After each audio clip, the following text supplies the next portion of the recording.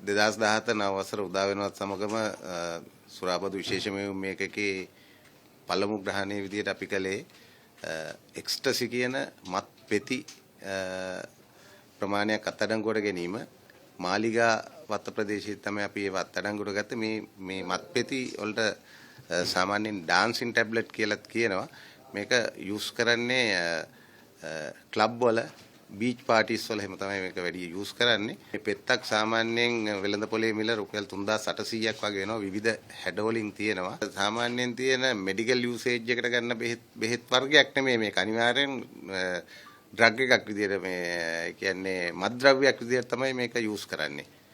මේ කොළඹ ජාත්‍යන්තර පාසල් වල ඒ වගේම මේ නව පරපුරේ අතර වැඩියෙන්ම ප්‍රචලිත වෙන ව්‍යාප්ත වෙන අලුත්ම මත්ද්‍රව්‍ය මේක තමයි. මේ හැම පාටි එකක්ම මේ රාත්‍රී සාද සංවිධානය කරන්නන්ගේ ප්‍රධාන අරමුණ මේ පෙති විකිණීම සහ ඒ පෙති විකුණලා මේ පෙත්තක් ගත්තාම මේ පැය 24ක් වගේ ඒකේ ඉෆෙක්ට් එක තියෙනවා. එතකොට ඒගොල්ලන්ට ඩාන්ස් කරන්න ඕනි, ලයිට් පේන්න ඕනි, සද්ද ඇහෙන්න ඕනි.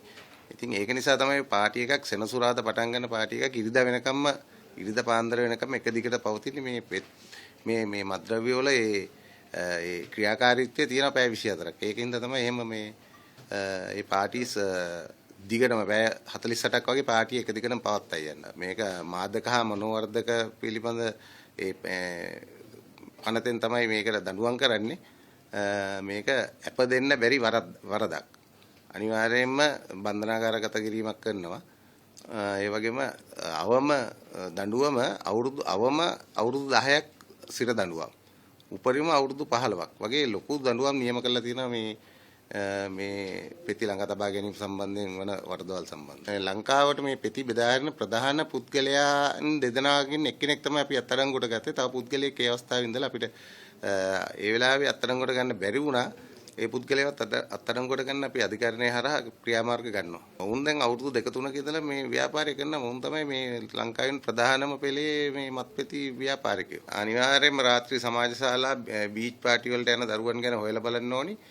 මොකද ඒ පාටි ඉලක්ක කරගෙන තමයි මේ මත්පෙති ගේන්නේ. අනිවාර්යයෙන් මේ පාටි වල මේ මත්පෙති සංසරණය කරනවා.